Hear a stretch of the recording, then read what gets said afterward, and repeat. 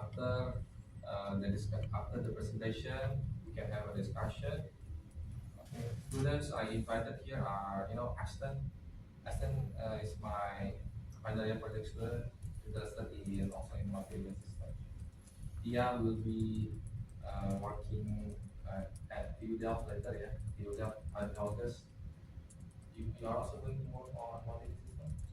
Multi-mission engineering. Multi-mission engineering, yeah. But that's into robotics. So we have a group in here, cyber physical system group, which I also invited here. Some of the lecturers are here.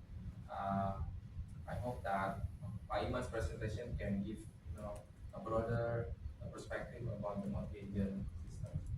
Okay, Pak Iman, without further ado, I will let you to give the presentation. Saya sepertinya ngomong bahasa Indonesia aja yang dia lebih akrab. Semuanya ngerti bahasa Indonesia kan? Ini presentasi bahasa Indonesia saya yang kedua selama hidup saya. Jadi kalau saya akan mix termnya dengan bahasa Inggris karena saya nggak tahu bahasa Indonesia dari technical termnya apa, tapi sebagai besar kenal bahasa Indonesia. Terima kasih Pak Jati atas undangannya. Saya senang sekali bisa datang ke Sampolan University karena Unifinit lumayan familiar bagi saya untuk beberapa hal. Yang pertama karena disebutin Pak Jati, PhD student saya Fikri juga mantan pengajar di sini. Kemudian deannya Farid itu juga dulu sama-sama kuliah di Tokopedia Institute of Technology waktu saya ngambil S1, Pak Farid kebetulan staf S2. Jadi lumayan familiar dengan beberapa pengajar di sini. Saya ingin di judulnya ditulis multi agent system research di Tampere University, tetapi saya hanya fokus untuk research group saya karena Tampere University punya beberapa research group untuk bidang robotics dan terlalu banyak, terlalu luas untuk saya cover semuanya. Jadi sekarang ini saya hanya ingin fokus ke research yang dilakukan di grup saya. Terutamanya saya akan fokus untuk salah satu research yang kita lakukan di grup saya, yaitu bagaimana mengkoordinate a team of autonomous robots untuk bagaimana mereka bisa kolaboratif di solve complex tasks. Jadi itu sebenarnya ide dari presentasi itu. Seperti dikenalkan, nama saya Azriman Busriali, tapi panggil saja saya Iman. Saya sekarang bekerja di Tampere University di Finland dan juga saya memimpin grup riset yang namanya Intelligence Network System Group. Jadi saya akan start presentasi saya untuk memperkenalkan tentang grup riset saya. Jadi singkatan dari grup riset saya itu adalah INES. Didirikan tahun 2019 Mei. Kenapa tanggal segini? Karena tanggal segini adalah saya pertama kali join Tampere University di Finland. Dan kalau ada yang penasaran apa arti INES, sebenarnya di Finland itu INES itu adalah di sidak bahasa Finlandnya itu INES angka. Jadi biar sengaja saya pilih dulu namanya ini biar ada orang Finland ada sedikit gambaran gitu, tidak hanya sebuah kata. Dan di grup riset saya ini masuk ke Department of Automation Technology and Mechanical Engineering Unit. Jadi kalau di sini mungkin namanya department, tapi kalau di Finland biasanya department itu equal sama unit namanya. Dan itu juga termasuk di bawah Faculty of Engineering and Natural Sciences. Dan saya juga merupakan bekerja di Tampere University atau disingkat sebagai TAU. Dan kalau bagi yang belum tahu di mana Tampere itu ada di yang saya bulatkan di biru ini ya. Jadi kalau ini peta Finland, Helsinki, mungkin banyak yang tahu ibu kotanya itu ada di bagian selatan, Tampere itu agak di sedikit utara. Dan itu merupakan kota terbesar ketiga di Finlandia dan merupakan kota dengan jumlah student terbanyak di Finlandia. Jadi Tampere University ini lumayan baru, didirikan tahun 2019. Sebelumnya dia merupakan dua universitas yang berbeda di Tampere. Satu University of Tampere, dia adanya di City Center, dan University of Tampere ini dulu fokusnya di bidang sosial, di ekonomi, budaya, pendidikan, jadi lebih ke sosial. Dan yang satunya lagi Technical Tampere University of Technology, itu adanya di kampus di pinggir kota di daerah Hervanta namanya. Dan Tampere University of Technology ini fokusnya lebih ke bidang teknik. Jadi sebelumnya mereka itu beroperasi sendiri-sendiri sebelum 2019. Kemudian pada tahun 2019 karena pemerintah Finland ini banyak ingin mengefektifkan universitas, jadi banyak universitas itu yang digabung-gabung di merge. Jadi 2019 dua universitas ini di merge menjadi satu, namanya Tampere University.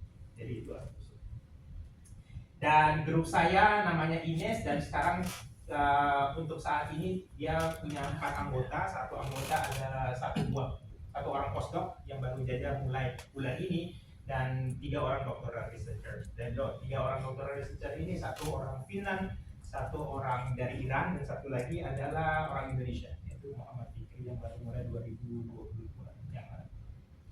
Jadi ini lumayan kecil untuk ukuran research group di luar negeri, karena beberapa kolega saya ada yang 15 anggotanya, ada yang 10 gitu. Dan kenapa kecil? Karena lumayan susah untuk secure research grant ya, karena kebanyakan PhD students postdoc itu digaji dari research grant. Jadi kalau kita ingin meng-hire orang doctoral researcher, pertama-tama kita harus secure research grant, dan lumayan kompetitif securing research grant di Finlandia. Tetapi meskipun kecil, kita lumayan produktif di bidang research. Kita publish minimum 10 papers per year, dan itu tidak mungkin hanya dengan grup yang kecil ini. Makanya itu kita juga sangat aktif kolaborasi dengan research group lain di luar Finland, terutama di Indonesia. Kita kolaborasi dengan Pak Jati, misalnya juga dengan beberapa researcher di IPB University. Kita juga lumayan intens atau sudah lama kolaborasi dengan beberapa university di USA, terutama di University of Central Florida, karena sebelum saya join ke Tampere University, saya did my postdoc di University of Central Florida. Kita juga ada kolaborasi dengan university di UK dan juga di Jepang. Jadi dengan kolaborasi sebenarnya kita bisa accelerate research output kita, tidak hanya bergantung pada anggota lab kita saja. Dan di research group saya fokusnya ada di di control theory dan juga di optimization. Jadi sebenarnya robotics bukan fokus kita, robotics itu hanya aplikasi. Jadi kita develop control algorithm dan kita aplikasikan untuk solve beberapa problem di robotics, di power system, di transportation system, di mana saja. Dan yang kedua adalah optimization juga. Jadi lebih kepada bisa dibilang math sama applied math fokusnya. Dan selain melakukan riset, grup saya juga involved di teaching, terutama kita partisipasi di teaching untuk master program in automation engineering, terutama di subjur factory automation engineering, dan ini international pro degree untuk S2. Jadi bagi ada yang tertarik untuk melanjutkan S2 di bidang robotics atau automation, sangat dianjurkan untuk ke Finlandia, karena Finlandia itu lumayan murah dibandingkan negara-negara Eropa lain, dan juga kualitas hidupnya sangat baik. Kalau ada yang tertarik, kita bisa ngobrol offline setelah ini. Dan bagi yang ingin tahu tentang bagaimana master program ini, ada QR code untuk YouTube video, jadi bisa tahu sekilas mengenai master program. Jadi di master program ini saya mengajar 3 mata kuliah. Yang pertama adalah Fundamentals of Mobile Robots, ini untuk master first year. Jadi ini tentang knowledge dasar untuk autonomous robot, seperti localization, command filtering, atau juga control methods, like standard control method untuk mobile robots. Selain itu saya juga mengajar distributed control and optimization of cyber physical systems, ini untuk second year master degree program, dan ini sangat berkaitan dengan topik yang saya akan presentasikan kali ini. Jadi biasanya master student saya akan mengambil course ini wajib untuk S2. Kemudian kalau mereka untuk mau mengerjakan tesis di bawah bimbingan saya, mereka sudah punya knowledge dasar. Jadi akan sangat gampang, tidak perlu belajar dari nol lagi, mereka tinggal melanjutkan apa yang sudah saya ajarkan. Dan ini lumayan langka. Di dunia mungkin hanya beberapa course yang available tentang topik ini. Di Finland ini kayaknya satu-satunya course tentang distributed control and optimization of cyber physical systems. Yang ketiga atau yang terakhir ini merupakan robotics project work. Jadi ini juga untuk master second year, tapi ini lebih pada project group based project. Jadi misalnya beberapa student membentuk satu grup terdiri dari 4 student misalnya, dan student ini juga harus mempunyai latar belakang yang berbeda. Misalnya satu dari mechanical engineering, satu dari automation, satu dari software, satu dari computer science, dan mereka biasanya mengerjakan satu project yang dipropose sama supervisor. Jadi mereka punya waktu sekitar 1 atau 2 semester untuk mengerjakan project, benar-benar mengimplementasikan mulai dari desain algoritma sampai implementasi dari robot, dan setelah itu mereka presentasi tentang project mereka, dan biasanya juga mereka akan submit paper untuk hasil dari project mereka. Oke, jadi itu sekilas tentang grup saya, dan kalau kita ingin melihat lebih detail tentang apa yang grup saya lakukan, sebenarnya kita fokus untuk mendesain distributed control algorithms atau decision making algorithms untuk mengkontrol cyber physical systems. Jadi saya asumsi kan sudah banyak yang tahu apa itu cyber physical systems. Sebenarnya itu adalah physical system yang integrate closely dengan cyber component. Cyber component itu misalnya komputasi, communication network, sensor dan lain-lain. Dan cyber component ini sebenarnya akan mengontrol physical system kita. Dan di grup riset saya tertarik dengan khususan network cyber physical. Tepatnya kalau kita punya satu mobil autonomous vehicle misalnya, itu contoh cyber physical system, tetapi yang saya tertarik lebih kepada network dari autonomous vehicle itu. Jadi bisa seperti connected vehicles misalnya. Jadi beberapa vehicles ini bisa berkomunikasi dengan yang lain dan mereka bisa kolaborasi dengan yang lain. Dan saya lebih fokus untuk mendesain kontrol algoritma bagaimana kita mengkontrol autonomous vehicle ini supaya mereka misalnya bisa mencapai ke destinasi tujuannya tanpa tabrakan misalnya, gitu, atau tanpa menimbulkan kemacetan. Seperti yang saya bilang, saya lebih fokus ke desain yang kontrol algoritma, tapi aplikasi yang saya tertarik untuk mengimplementasikan dari algoritma ini ada pada 3 area.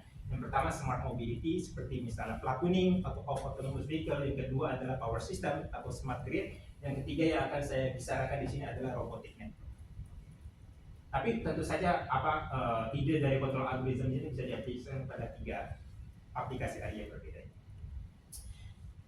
Meskipun saya fokus pada theoretical development, tetapi tentu saya encourage grup saya untuk mengimplementasikan algoritmanya itu di real robot. Makanya itu kita punya network robotics lab yang disebut atau disingkat dengan NEBOLab.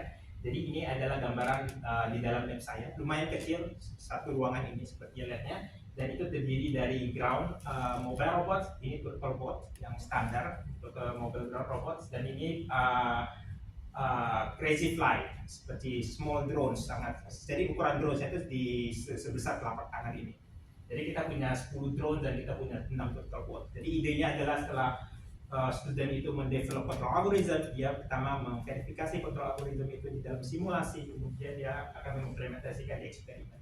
Dan biasanya akan ada gap dari teori dan juga eksperimen. Dan di situ sebenarnya saya ingin mengajari student itu bahwa selalu akan ada masalah kalau kita pengen mengimplementasikan kontrol algoritma ke real hardware gitu, dan bagaimana mereka bisa solve isu yang ada di implementasi.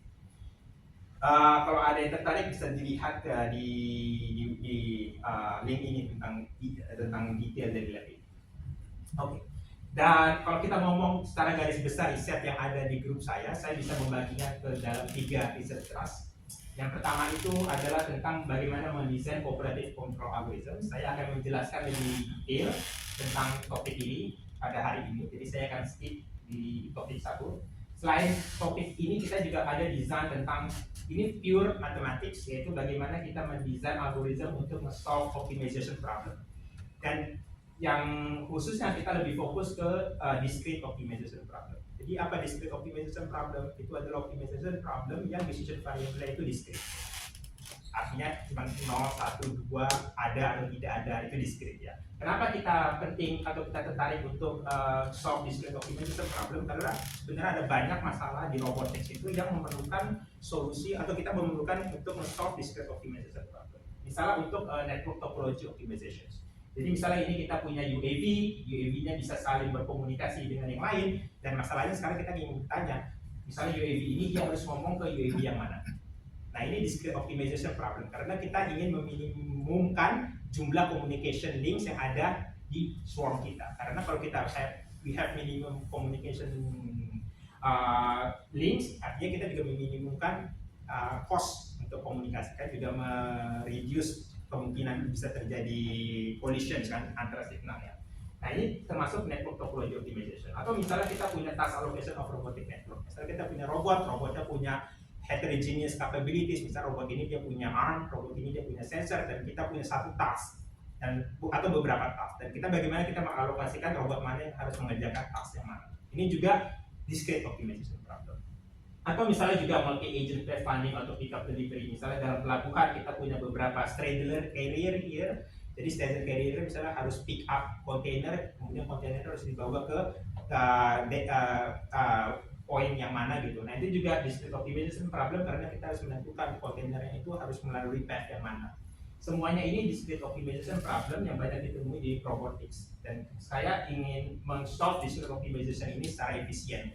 Karena masalah dari discrete optimization ini adalah itu membutuhkan sangat banyak waktu.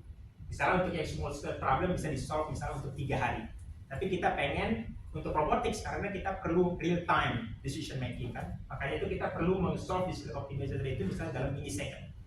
Jadi bagaimana kita bisa mendevelop algoritma untuk solve discrete optimization ini dalam millisecond, tetapi kita juga harus bisa ensure kalau kualitas dari solusinya itu mendekati optimum solutions. Jadi itu lumayan challenging, it's very challenging topik ini, tapi very interesting. Yang ketiga ini lebih juga berkaitan dimotivasi dari power system, yaitu bagaimana kita mendevelop distributed data driven analysis and control. Kalau yang pernah mengambil control class, kita tentu kebanyakan belajar mungkin di S1, S2 itu model based control. Artinya pertama langkah yang kita perlukan untuk mendesain controller adalah kita perlu mendevelop model dari dynamical system kita kan. Tapi untuk misalnya pada aplikasi power system kita sangat tidak mungkin untuk mendapatkan exact model.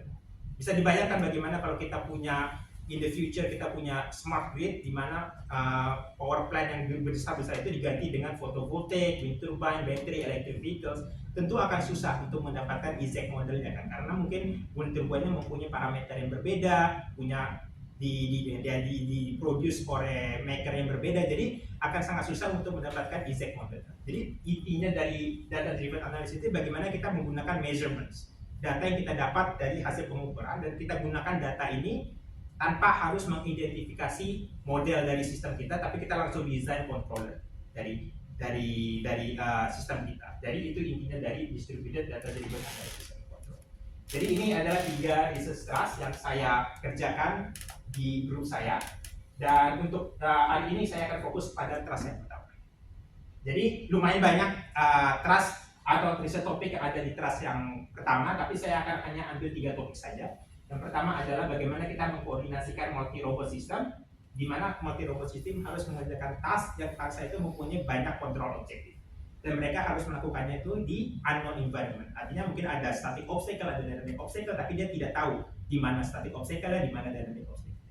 Itu topik yang pertama. Yang kedua adalah lebih dekat kepada drones, yaitu tentang drone swarm. Jadi bagaimana kita menggunakan drone swarm untuk memonitor environment, misalnya untuk mencari sesuatu atau untuk misalnya memonitor forest fire atau bagaimana. Yang ketiga adalah resilience cooperative control against cyber attacks. Jadi bagaimana kita mengkoordinasikan multi robot ini apabila ada orang jahat yang ingin mendestroy swarm kita, misalnya dengan menginjek signal malicious signals ke communication network. Jadi mengubah informasi yang kita tukar dengan agen yang lain. Jadi ada 3 topik yang akan saya diskusikan hari ini, tapi saya akan mencoba hanya menjelaskannya di high levelnya. Artinya saya akan skip semua equations, hanya menunjukkan video eksperimen, saya jelaskan problemnya apa, goalnya apa. Kalau ada yang tertarik mengenai detail ya algoritmanya, bisa nanti kita diskusikan. Oke, kita akan mulai yang pertama, tapi saya akan mulai dengan menjelaskan secara memotivasi kenapa saya tertarik atau grup saya tertarik dengan multi-robot systems. Jadi ada beberapa keuntungan yang kita dapatkan dengan mendeploy multi-robot system jika dibandingkan oleh single robot. Yang pertama adalah dengan menggunakan multi-robot kita sebenarnya bisa men-solve kompleks task dengan lebih cepat, dan tidak mungkin di-solve dengan single robot. Jadi ini contohnya, misalnya kita mau memonitor suatu environment, kalau kita hanya menggunakan satu drone, itu yang bakalan lama kan untuk memonitor semua environment ini. Tapi kalau kita menggunakan drone swarm, kita akan bisa monitor environment itu, mendapatkan data secara lebih cepat, jauh lebih cepat daripada menggunakan single. Yang kedua, alasan kedua adalah menggunakan multi-robot system akan membuat sistem kita menjadi lebih robust daripada menggunakan single robot. Jadi bisa dibayangkan misalnya kalau kita memonitor environment hanya menggunakan satu drone, kalau satu drone saya ini misalnya kehabisan baterai atau misalnya rusak, tentunya kita tidak bisa lagi melakukan monitoring kan, karena kita hanya punya satu drone. Tapi kalau kita punya beberapa drone, meskipun ada beberapa drone, 1 atau 2 drone yang kehabisan baterai atau rusak, tetapi drone sisanya itu akan tetap bisa menjalankan tugasnya untuk memonitor environment. Jadi itu keuntungan yang lain dengan menggunakan multi-robot system.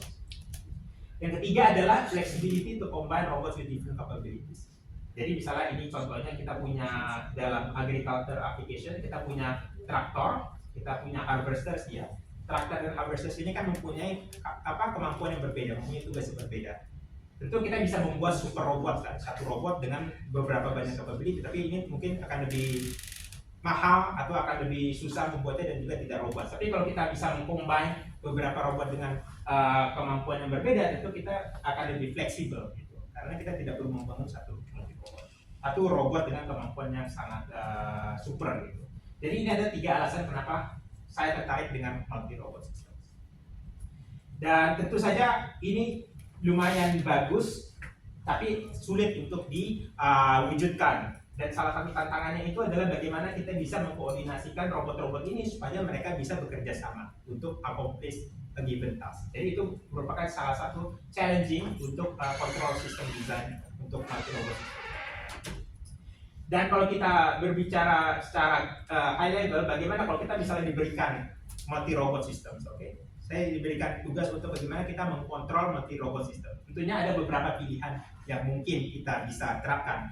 Yang pertama ini secara tradisional disebutnya centralized method. Jadi idenya itu adalah kita kumpulkan semua posisi dari robot ini, misalnya melalui kita mendapatkan posisi untuk robot ini, robot ini, robot ini. Jadi kita kumpulkan semua. Jadi sebenarnya intelligence-nya itu terpusat pada central computer ini. Apa keuntungannya? Keuntungannya tentu optimal performance. Kita bisa mendapatkan performance yang optimal untuk semua robot karena central computer ini punya global information. Dia tahu apa yang posisi dari tiap-tiap robot itu kan. Tapi apa cons-nya? Cons-nya itu adalah robustness ya, karena single point of failure. Kita bisa bayangkan kalau misalnya central computer itu dihack atau misalnya rusak, tentunya robot-robot ini akan stop beroperasi karena otak dari robot-robot ini adanya di central computer. Jadi ini adalah salah satu kerugian dari centralized control. Makanya kita tidak mau sebenarnya menerapkan centralized control ini. Opsi kedua adalah menggunakan decentralized control. Artinya apa? Artinya kita mencoba mendistribusikan intelligence-nya itu ke masing-masing robot. Jadi masing-masing robotnya ini dia akan take their own decision. Jadi dia akan memutuskan apa yang harus dilakukannya sendiri dengan menggunakan informasi yang didapatkan dari robot ini. Dan informasi ini biasanya didapatkan dari sensor.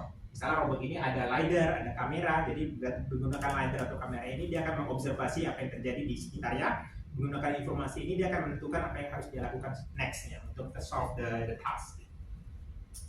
Untuk keuntungannya adalah scalability. Artinya meskipun kita punya robot yang misalnya diubah menjadi misalnya 1 juta gitu, untuk komputasi tiap-tiap robot ini akan tetap sama karena dia hanya perlu mengobservasi lingkungan sekitarnya kan.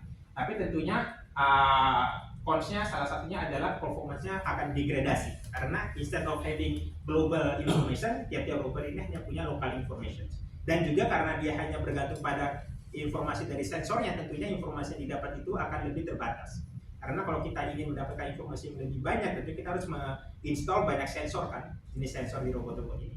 Ini adalah contoh arsitektur yang kedua, decentralized control. Nah, arsitektur ketiga yang sebenarnya merupakan fokus dari riset grup saya adalah disebut dengan distributed control. Jadi di distributed control ini robot-robotnya tidak hanya tergantung pada sensing atau sensor, tapi dia juga bisa mengkomunikasikan beberapa informasi dengan robot yang lainnya. Jadi misalnya arrow ini menunjukkan information exchange between robot ini dengan robot ini. Jadi robot yang ini bisa mengirimkan informasi ke robot ini bisa juga mengirimkan informasi ke robot yang ini. Dan keuntungannya apa dengan mengirimkan informasi ini? Sebenarnya dia akan bisa lebih fleksibel karena informasinya bisa apa aja kan yang kita kirimkan, tidak perlu tergantung pada sensor. Jadi meskipun informasi itu tidak bisa di-sense sama sensor, tapi kita bisa tetap mengirimkannya dengan communication-nya.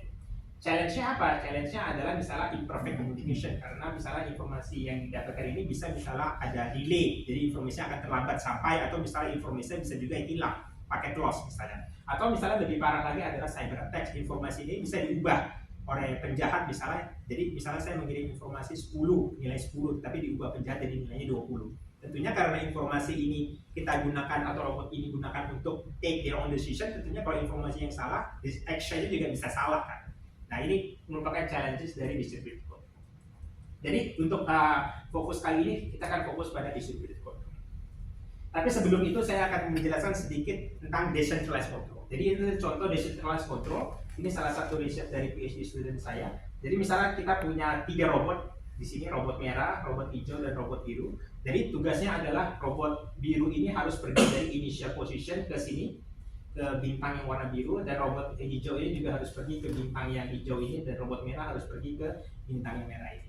Dan robot masing-masing robot ini mempunyai sensor, lidar sensor. Artinya lidar sensor itu dia bisa mendeteksi berapa jauh jarak ke objek yang dideteksi. Oke. Tetapi robot yang ini, tiga robot ini dideploy di unknown environment. Artinya di environment itu ada static obstacle. Jadi box-box ini static obstacle, dan juga ada dynamic obstacle yang sebenarnya robot yang lain gitu.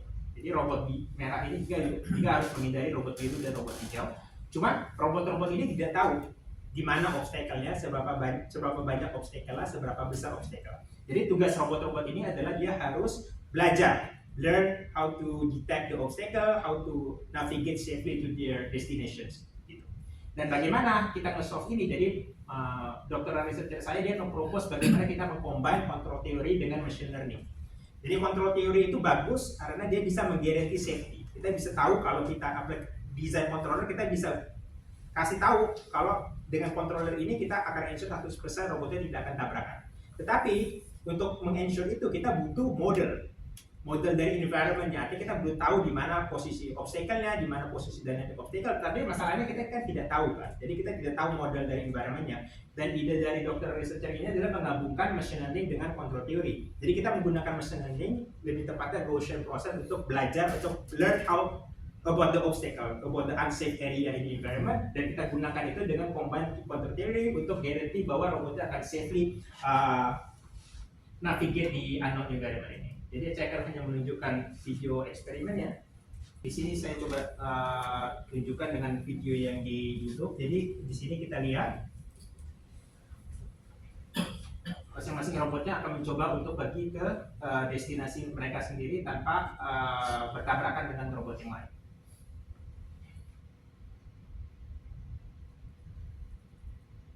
Nah, di sini kita lihat ini untuk robot merah, di mana yang daerah yang merah ini adalah unsafe region yang dicoba di-learn oleh robot merah menggunakan machine learning, Gaussian process. Ya, kita lihat semuanya bisa berhasil mencapai ke tujuannya. Nah, kalau kita lihat di sini itu robot-robotnya itu tidak perlu berkomunikasi dengan robot yang lain. Karena mereka hanya perlu men-sense dengan lidar tentang informasi sekelilingnya, misalnya di mana ada obstacle, dan dengan informasi ini mereka akan mencoba mempelajari bagaimana mereka mengkonstruk unsafe region, dan mereka mencoba untuk menghindari unsafe region. Tentu saja ini works karena ini namanya salah satu contoh dari decentralized control, itu tidak membutuhkan komunikasi. Tetapi kalau kita mencoba untuk consider atau solve more complex problem, tentunya ini tidak akan bisa berhasil. Jadi ini salah satu problem yang lebih kompleks, di mana robot itu punya beberapa control objectives. Jadi ini misalnya untuk warehouse automation, kita menggunakan multi robot untuk mentransport objek dari satu lokasi ke lokasi yang lain. Jadi misalnya di sini kita punya 4 robot, dan mereka harus membawa misalnya kayak box ini dari initial configuration-nya ke final configuration, ke goal configuration-nya ini. Tapi syaratnya mereka harus menjaga formasi dari persegi panjang ini. Artinya persegi panjang ini tidak boleh berubah terlalu banyak, karena ini misalnya ini kan objek kan. Kalau misalnya berubah terlalu banyak, artinya objeknya akan lepas kan, tidak bisa dibawa oleh robot ini. Tapi tentu juga mereka juga harus menghindari obstacle. Jadi ini juga ada misalnya kayak virtual obstacle. Dan caranya adalah mereka jadi punya 2 objektif atau 3 objektif. Pertama harus pergi ke goal positionnya seperti ini. Kedua harus menjaga formasinya, dan ketiga harus avoid collision dengan obstacle. Nah, ini tidak akan mungkin bisa di-solve hanya dengan menggunakan sensor. Karena itu robotnya harus berkoordinasi dengan yang lain. Mereka harus ngomong dengan yang lain apa yang harus mereka lakukan supaya mereka bisa solve problem ini. Nah, di sini bisa dilihat robotnya bergerak mencoba untuk menjaga formasi dan juga menghindari 2 obstacle ini. Nah, harus dilihat di sini, menariknya sini robot merah. Robot merah kalau dia mau egois, dia akan tetap jalan ke sini. Tetapi karena dia juga harus menjaga formasi, artinya robot merah harus menunggu robot yang lainnya untuk memutar. Karena kalau tidak begitu, mereka akan susah untuk menjaga formasi sembari untuk avoid collision ini. Nah, di situ pentingnya koordinasi. Dan ini koordinasi ini dilakukan secara distributed. Artinya tidak ada central computer yang menyuruh robot merah kamu harus berhenti dulu nunggu robot yang lain. Enggak. Robot merah dia bertukar informasi dengan robot kuning dan robot biru dan robot hijau. Jadi dia bertukar informasi untuk tahu apa yang harus saya lakukan next, untuk ensure kalau saya accomplish semua task yang diberikan ke saya. Jadi itu adalah contoh contoh lainnya dari koordinasi dengan menggunakan communication. Dan ini juga contoh yang lain. Jadi di sini juga ada dua group of robot. Tasnya juga sama, dia punya kayak objek yang harus dibawa sama dia, tapi dia juga harus menghindari kolisi dengan robot yang lain. Jadi misalnya robot di grup biru ini tidak boleh tabrakan dengan robot yang ada di grup merah dan sebaliknya. Jadi robot merah harus ke sini dan robot birunya harus ke sini. Dan di sini idenya juga sama, tetapi di sini kita menggunakan semacam shape region-nya itu ellipse. Jadi intinya robot dari grup lain tidak boleh masuk ke daerah ellipse dari grup robot yang lain. Dan sama, kita menggunakan metode yang sama untuk ensure kalau robot ini bisa accomplish task yang diberikannya ini secara aman tanpa kolisi dengan robot yang lain. Jadi di sini kita bisa lihat videonya. Jadi robotnya benar mereka harus cross gitu kan. Cuma di sini akan terlihat koordinasinya. Jadi robot hijau ini dia akan menunggu untuk ini lewat. Jadi dia akan stop dan juga robot ini juga mencoba untuk mendekati goal position ini. Nah di sini juga pentingnya komunikasi karena ini tidak akan bisa dicapai dengan hanya decentralized, dengan hanya menggunakan sensor. Karena kita membutuhkan mengirimkan informasi yang berbeda yang tidak bisa disense oleh sensor kita. Jadi itu juga salah satu contoh dari coordination multi-robot system sebenarnya. Alright, so let's move to the next one. Oke, ini sebenarnya juga sama. Yang sebelumnya kan sekarang robotnya harus menjaga rigid formation kan, artinya formasinya itu harus benar-benar rigid ya. Kalau persegi ya persegi, nggak boleh fleksibel gitu. Nah di sini kita mencoba untuk extend itu dengan flexible formation, artinya formasinya itu bisa berubah bentuk dan juga ukuran gitu. Kenapa kita interest sama problem itu? Karena salah satunya untuk misalnya kalau kita punya multi robot system dari misalnya ini ada harvester sama tractor. Jadi misalnya ini harvester ini dia mau memotong rumput atau apa gitu tanaman, setelah dipotong dia harus nge-transfer untuk dibawa ke tractor ini. Nah kita juga bisa lihat ini sebenarnya bisa diformulate as formation control problem kan. Jadi kita punya dua grup, ini grup satu, tiap-tiap grup itu terdiri dari dua robot, yaitu adalah autonomous harvester sama autonomous tractor kan. Ini ada grup lainnya di belakangnya. Nah untuk agent atau untuk grup atau untuk robot yang berada di satu grup, dia harus maintain rigid formation. Artinya jarak antara harvester sama tractor dalam satu grup itu tidak boleh terlalu jauh berbeda. Karena kalau terlalu jauh berbeda tentunya tidak akan bisa ditransferkan rumputnya itu dari harvester ke tractor. Tapi antar grup ini kalau dia berbeda grup dia lebih fleksibel formationnya karena tidak ada semacam physical constraints yang harus dijaga dari tiap-tiap robot ini. Jadi kita punya sebenarnya ini flexible formation. Artinya apa? Artinya di dalam grup ini dia harus rigid formationnya, artinya distance-nya itu harus dijaganya sangat ketat. Tetapi dia di grup yang lain itu distance-nya itu boleh lebih fleksibel. Nah kita juga bisa extend metodenya ini untuk case yang ini, untuk yang formation, flexible formation. Jadi ini salah satu contohnya eksperimennya. Nah kalau kita lihat di sini ada dua grup. Grup 1 ini biru sama merah, grup 2 itu hijau sama kuning. Ketebalan garis ini menunjukkan apakah linknya itu rigid atau fleksibel. Jadi kalau tebal banget garisan itu artinya rigid, artinya nggak boleh terlalu banyak bergerak ukurannya itu. Sedangkan yang intergroup ini dia bisa berbeda, bisa lebih fleksibel gitu. Dan ini tugasnya adalah mereka harus melewati dari sini ke sini dengan melewati dua obstacle ini, kemudian dia harus balik dari sini ke sini dengan melewati satu obstacle ini. Dan robot ini tidak tahu bahwa ada obstacle di sini. Jadi mereka juga harus combine dengan sensor mereka untuk mendetek di mana obstacle. Perbedaannya dengan eksperimen sebelumnya itu obstacle virtual, artinya robotnya tahu di mana obstacle-nya gitu. Tapi ini kita lebih coba tackle lebih challenging task, di mana robotnya tidak tahu di mana obstacle-nya. Nanti di sini kita bisa lihat bagaimana robot ini mengubah bentuk dari formationnya supaya dia bisa lewat di antara dua obstacle ini. Karena kalau mereka tidak mengubah bentuk formasinya, mereka tidak akan bisa lewat di antara dua obstacle ini. Nah, di sini kita bisa lihat nanti kalau yang lebih fleksibel itu dia bisa berubah panjangnya kan ukurannya, tapi dia mencoba untuk memaintain rigid linknya karena itu lebih ini ya, lebih hard constraint dia.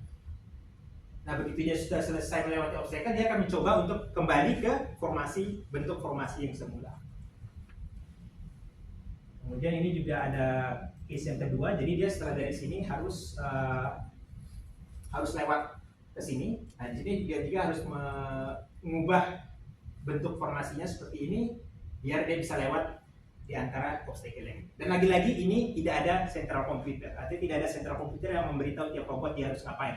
Robot-robot ini akan mengambil decision mereka sendiri dengan mengkomunikasikan dengan robot yang lain dan juga dengan tergantung dengan sensing, dengan sensor yang ada di dia sendiri.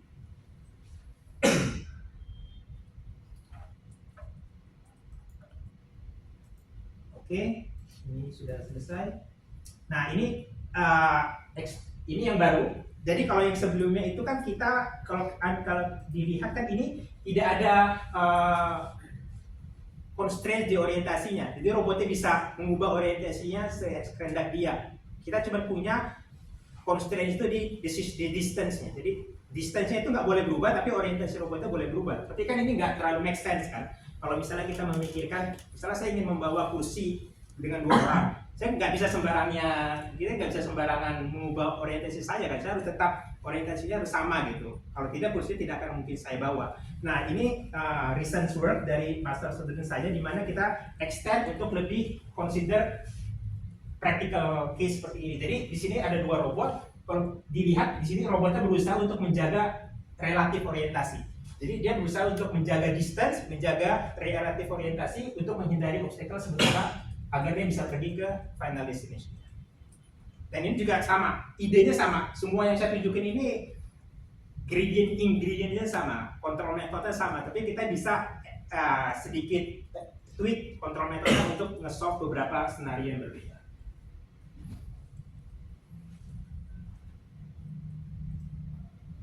Oke. Itu topik yang pertama. Kemudian saya akan mencoba masuk topik kedua yang lebih berkaitan dengan drone swarm. Jadi intinya adalah bagaimana kita menggunakan drone swarm untuk melakukan monitoring, environmental monitoring. Dan basic dari drone swarm ini sebenarnya adalah, ini saya nggak bisa main, ini saya nggak bisa putar. Jadi intinya adalah coverage control. Jadi coverage control itu bagaimana kita menggunakan sensor untuk mengcover suatu area. Traditionally ini dilakukan dengan menggunakan static sensor. Artinya kalau saya ingin cover area ini, saya punya 4 static sensor. Pertanyaannya adalah bagaimana saya harus meletakkan satu sensor itu biar area-nya itu bisa tercover secara optimal. Tentunya gampang kan, kalau saya punya static sensor, saya punya 4 area, saya bisa taruh misalnya di sini gitu kan. Tapi masalahnya kalau kita cuma deploy static sensor, saya tidak akan bisa tidak robust. Artinya kalau sensornya satu misalnya rusak atau nggak bisa baterai, kita butuh orang untuk datang ke area itu untuk mengubah konfigurasi dari sensor yang tersebut. Tentunya itu tidak efektif. Jadi intinya adalah bagaimana kita menggunakan robot yang terkaki oleh sensor. Kita menyebutnya mobile sensor network. Jadi ini kita punya 4 robot, robotnya masing-masing punya sensor, dan ini robotnya bisa bergerak sendiri supaya mereka converge ke optimal sensor configurations. Jadi sebenarnya di video ini saya ingin menunjukkan bahwa dengan menggunakan 4 robot, dengan mendesain kontrol algoritma, kooperatif kontrol algoritma, 4 robotnya ini akan berusaha untuk mengcover area ini secara optimal. Jadi misalnya robot merah akan ke sini, robot hijau akan ke sini, robot yang kuning akan ke sini, robot biru akan ke sini. Tapi sorry, ini ya tidak bisa dimainkan videonya, dan saya juga nggak punya di YouTube saya karena ini sebenarnya master thesis saya. Jadi ini 16 tahun yang lalu, pekerjaan 16 tahun yang lalu, jadi saya nggak ada di grup saya. Nah ini kalau bisa lihat, oke. Jadi kita menggunakan metode yang sama, ini recent work untuk menggunakan, jadi sensor drone saya itu di-equip oleh kamera. Jadi kalau dilihat ini lingkaran-lingkaran ini adalah field of view dari kameranya. Jadi misalnya kita punya region of interest, jadi region of interestnya misalnya yang ditunjukkan oleh warna kuning ini. Jadi kita ingin mendeploy drone ini biar dia mengcover daerah yang berwarna kuning ini. Tapi tentunya karena drone kameranya itu punya limited view, kita pengen mengcombine field of view dari 3 drone sini kan. Cuman masalahnya kalau kita ingin mengcombine field of view dari 3 drone sini, kita harus memastikan bahwa tidak ada coverage hole. Artinya drone ini tidak boleh terlalu jauh, tidak boleh terlalu berjauhan satu sama yang lain. Karena kalau terlalu berjauhan kan daerah yang di tengah ini bakalan ada coverage hole, tidak bisa di cover sama drone. Jadi intinya ini bagaimana kita mengkoordinasikan 3 drone ini biar mereka lumayan jauh, tapi tidak boleh terlalu jauh sehingga menimbulkan coverage hole. Dan ini lagi-lagi misalnya di sini daerahnya, jadi ini adalah field of view atau image yang diambil dari drone 1, drone 2, dan drone 3, dan akhirnya setelah kita memastikan tidak ada coverage hole, yang bisa kita lakukan adalah kita bisa sketch image-nya. Jadi ini kita bisa mengcover area yang luas dengan menggunakan drone swarm. Kalau kita hanya punya satu drone, tentunya kita bisa mengcover area ini, kita cuma hanya bisa bikin, misalnya kita bikin drone saya terbang seperti ini. Cuma masalahnya kan itu kita tidak bisa mendapatkan real time image. Kita bayangkan kalau kita pengen mendapatkan real time image, nggak hanya menggunakan satu drone kan lama lagi nanti kalau drone sama harus balik ke sini kan, nunggu lagi kan. Tapi kalau kita menggunakan drone swarm, kita bisa mendapatkan real time image, asal kita bisa mengkoordinasikan drone swarm ini biar bisa melakukan task yang seperti ini. Ini juga salah satu topiknya. Dan beberapa tahun yang lalu kita extend ini ke human robotic network team. Jadi ada satu human operator, dan human operator ini ingin mengendalikan drone swarm. Kenapa kita tertarik menggunakan human operator? Karena human itu dia bagaimanapun dia punya kemampuan yang super ya. Kita punya cognitive ability. Artinya kita sangat cepat untuk memproses data dibandingkan drone, dibandingkan AI. Makanya itu kita pengen menggunakan also human operator. Tapi tentu saja human operator itu punya limitation kan, karena kita tidak mau human itu waste their energy untuk mengontrol drone-nya kan. Kita hanya mau human itu benar-benar spend their energy itu untuk menganalisis data, misalnya gitu.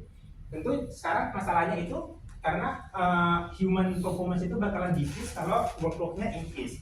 Jadi bagaimana kita bisa mendesain suatu human drone swarm interaction system.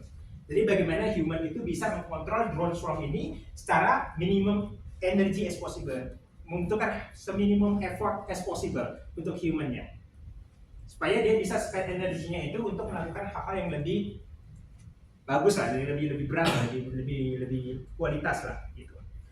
Ini salah satu contohnya, again, skip. Jadi intinya sama aja di sini. Sebenarnya yang saya ingin tunjukkan videonya, kita menggunakan ide dari coverage control itu untuk mengontrol beberapa robot ini untuk misalnya pergi dari sini ke sini. Jadi idenya itu adalah di sini adalah human interface. Jadi dia ada 3 robot, di sini ada 3 robot. Jadi tugas dari human ini adalah untuk membawa robot ini dari sini ke sini dengan menghindari 2 obstacle ini. Tentunya kalau secara tradisional yang dilakukan humannya adalah dia mengkontrol robotnya satu persatu kan. Jadi dia pertama kontrol robot ini ke sini, kontrol robot ini, kontrol robot ini. Tapi kan itu terlalu lama kalau kita punya 1 juta robot misalnya, 1000 robot. Jadi bagaimana caranya? Caranya kita pakai ide dari coverage control. Jadi humannya cuma menentukan daerah coverage-nya aja. Jadi begitu humannya menentukan misalnya ini daerah coverage yang dikontrol, nanti robotnya akan disperse supaya mengcover daerah ini secara optimal. Nah, bagaimana supaya membawa 3 robot ini dari sini ke sini? Idenya sangat gampang. Kita reduce dari width dari coverage control ini sampai dia lebih kecil dari jarak antara 2 obstacle ini. Begitu di-reduce kan nanti robotnya akan berusaha mengcover daerah yang di-reduce ini kan. Artinya nanti robotnya ini kan menjadi 3 sejajar, baru setelah itu akan dibawa ke sini oleh humannya, baru setelah itu akan balik lagi ke sini. Nah, itu bakalan lebih efektif untuk mengontrol drone swarm. Karena apa? Karena humannya nggak perlu mengkontrol robotnya satu persatu. Dia cukup hanya mengkontrol dari areanya ini aja, size dari areanya ini. Dan itu juga kita extend ke selanjutnya, ini juga recent work. Jadi intinya di sini kalau kita lihat coverage yang di sini atau di sini kan dia stop ya. Artinya begitu kita berikan daerah yang di cover, robot drone-nya akan mencoba disperse. Setelah itu dia akan berhenti di sini kan. Tapi bagaimana sekarang misalnya saya punya beberapa titik, saya ingin mencari sesuatu misalnya di hutan. Tentunya karena kita nggak tahu sesuatunya itu ada di mana. Tentunya kita pengen robotnya itu mengunjungi tiap-tiap titik yang kita pikir itu bakal berpotensi bahwa objeknya akan ada di sana. Artinya robotnya dia nggak akan diam, dia harus persistently moving gitu untuk mencari objek itu. Nah, itu bagaimana caranya? Nah, di sini ini Saya akan tunjukkan video. Di sini kita menggunakan cara yang lain. Jadi intinya kita mengembangkan drone swarm interaction system. Jadi human-nya itu hanya memberikan informasi mengenai titik-titik yang perlu dikunjungi robotnya. Jadi misalnya di sini human-nya bakal menunjuk di UI-nya ini titik-titik ya. Misalnya titik ini, titik ini, titik ini, titik ini. Ini human-nya hanya tunjuk-tunjuk gitu. Nanti robotnya akan otomatis berkoordinasi di mana mereka harus mengunjungi titik-titik itu supaya semua titik-titik itu terkunjungi. Jadi setelah kita human-nya select titik-titik itu kan diubah menjadi PDF, Gaussian distribution seperti ini. Nah, kalau Gaussian-nya itu peak-nya itu tinggi, artinya daerah itu harus dikunjungi lebih sering. Karena kita expect atau kita suspect di daerah itu mungkin objeknya akan lebih besar gitu untuk ditemukan. Setelah misalnya kita di sini memberikan 3 titik, 3 buah Gaussian gitu, nah nanti drones-nya itu akan secara otomatis membagi tugas kemana mereka harus mengunjungi titik-titik itu supaya titik-titik itu akan bisa ditemukan secara cepat. Jadi ini kita memakai 3 drones, ini airface-nya. Nah nanti kalau ini titik-titik merah yang harus dikunjungi, nanti kalau sudah dikunjungi akan berubah jadi hijau. Jadi yang hijau ini adalah daerah-daerah yang sudah dikunjungi oleh robot. Nanti akan dilihat bahwa robotnya akan berusaha untuk memfokuskan pencariannya di daerah yang merah ini. Kenapa dia sejauh ke sini? Karena mereka harus mengeksplor dulu, mereka mengeksplor areanya. Setelah mereka menemukan area merah, baru mereka exploit daerah merah. Dan ini robust karena kalau misalnya kita bikin satu robot itu turun, artinya ini kita simulasi robotnya rusak, robot yang lain akan tetap beroperasi. Karena ya itu keuntungan dari menggunakan drone swarm ini, dia lebih robust dari single point operator. Dan di sini kita lihat titik-titik yang merah ini sudah berubah jadi hijau. Artinya apa? Artinya poin-poin yang harus dikunjungi oleh robot itu sudah bisa dikunjungi oleh robot-robot ini. Dan ini juga kita guarantee collision avoidance, artinya robotnya tidak akan tabrakan dengan yang lain. Dan again, saya ingin ya emphasize kalau ini distributed control, artinya tidak ada central computer yang memberitahu robot-robot ini harus kemana.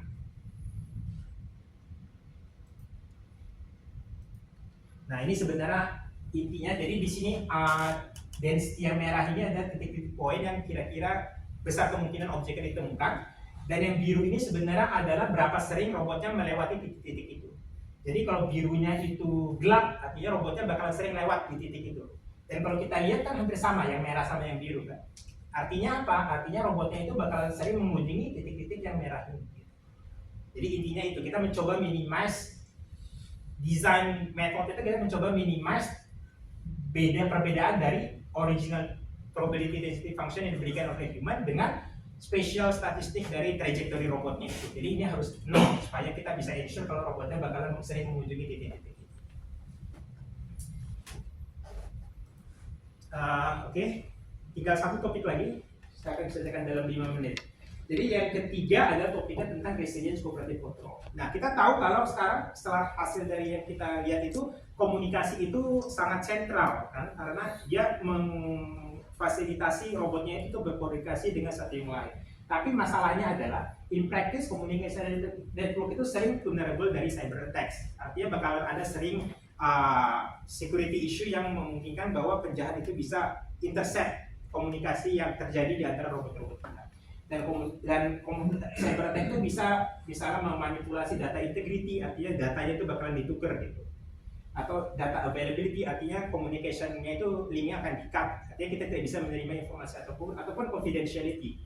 Misalnya untuk power system kita menukar informasi tentang power consumption, dan biasanya kan power consumption ini kan lumayan private information kan.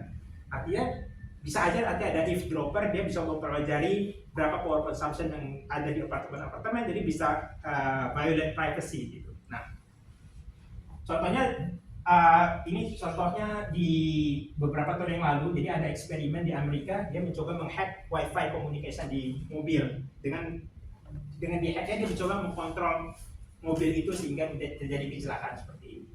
Atau misalnya juga ini yang salah satu adegan yang lumayan saya suka di Fast and Furious. Jadi ada autonomous vehicle, jadi ada adversary yang coba untuk mendestroy autonomous vehicle ini dengan menghack communication network yang ada. Gitu. Jadi cyber attack ini lumayan dangerous karena dia bisa destroy physical sistemnya secara tidak langsung.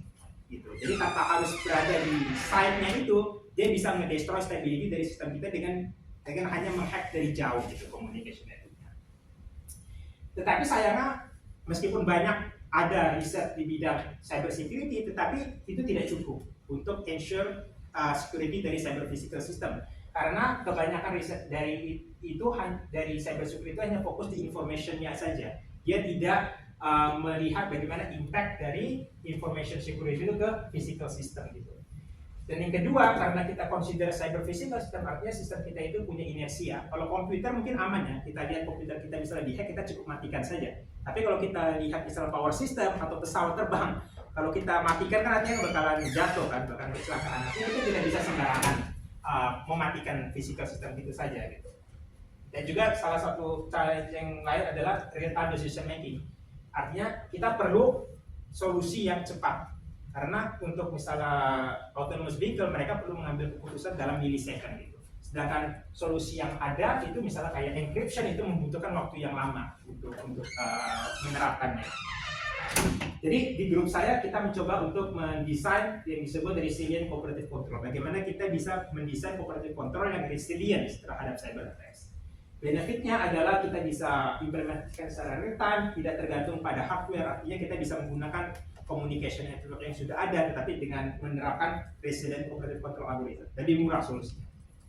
Tentu challenge-nya kita tidak tahu kan, kapan attack-nya itu akan terjadi, kapan, di mana, berapa lama kita tidak tahu. Dan itu merupakan challenging bagaimana kita bisa mendesain resilient cooperative control algorithm.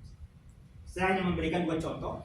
Di sini contohnya adalah kita mencoba mendesain cooperative tracking. Jadi misalnya kita punya objek, misalnya di sini ada penjahat, kita punya beberapa kamera networks here, ada juga drone yang dilengkapi oleh kamera, dan mereka saling berkomunikasi untuk menentukan di mana objek ini ada. Jadi mereka menghitung average posisi dari objek ini. Jadi kita lihat di sini ada communication networks, dan di sini kita assume dari communication networknya itu bisa di-attack sama adversary. Artinya komunikasi atau pesan yang di exchange dengan antara sensor ini bisa diubah gitu. Kalau kita hanya mengimplementasikan algoritma yang sudah ada di literatur, kita bisa lihat ini adalah pergerakan dari objek kita, dan ini adalah estimasi dari sensor network kita. Kita pengen kedua plot ini sama coincide satu dengan yang lain, tetapi karena adversary-nya itu bisa mengubah informasi yang ditukar, artinya dia bisa membuat estimasinya itu menjadi salah. Jadi kita mengira objeknya ada di sini, padahal objeknya ada di sini. Gitu. Nah itu masalahnya kalau dengan cyber security. Tapi dengan algoritma yang kita kembangkan, meskipun semua communication network kita atau communication link kita itu diserang, diubah datanya, kita bisa ensure kalau kita selalu bisa men-track secara benar objek yang itu di mana bekerja. Dan ini salah satu contoh terakhir adalah tentang platooning. Jadi misalnya kita punya beberapa autonomous vehicle, ada satu leader vehicle, mereka saling bertukar informasi. Tujuannya adalah biar vehicle follower vehicle ini bergerak dengan velocity yang sama dengan leader vehicles. Dan juga distance antara vehicle ini juga harus sama satu dengan yang lain. Nah, kita bisa lihat kalau misalnya kita hanya mengimplementasikan standar platooning control, kalau ada attacker here, artinya dia mengubah informasi yang di-exchange antara vehicle sini, dia bisa menjadi tidak stabil. Artinya jaraknya ini bisa menjadi tidak sama satu yang lain, mereka bisa saling bertabrakan. Tapi kalau kita bisa nge-develop resilient cooperative control algorithm, meskipun ada attack di communication networks, kita bisa lihat kalau jarak antar agentnya itu sama. Jadi ini kalau kita bisa lihat kan ini distance-nya sama ya. Jadi ini antara leader dengan follower 1, dengan follower 1 antar follower 2, distance-nya bakalan sama. Dan kita lihat juga velocity-nya dari tiap-tiap follower vehicles ini bakalan converge ke leader velocity. Artinya kalau leader velocity-nya bergerak dengan kecepatan 1 km per second, yang lain juga bakalan bergerak dengan 1 km per second meskipun ada attack di communication networks. Oke, slide terakhir saya, jadi intinya adalah communication itu plays a crucial role untuk mengkoordinasi tim robot. Tidak hanya cukup kita hanya bergantung pada sensor, karena kalau kita menggunakan komunikasi itu bakal memberikan flexibility untuk mendesain kontrol algoritma.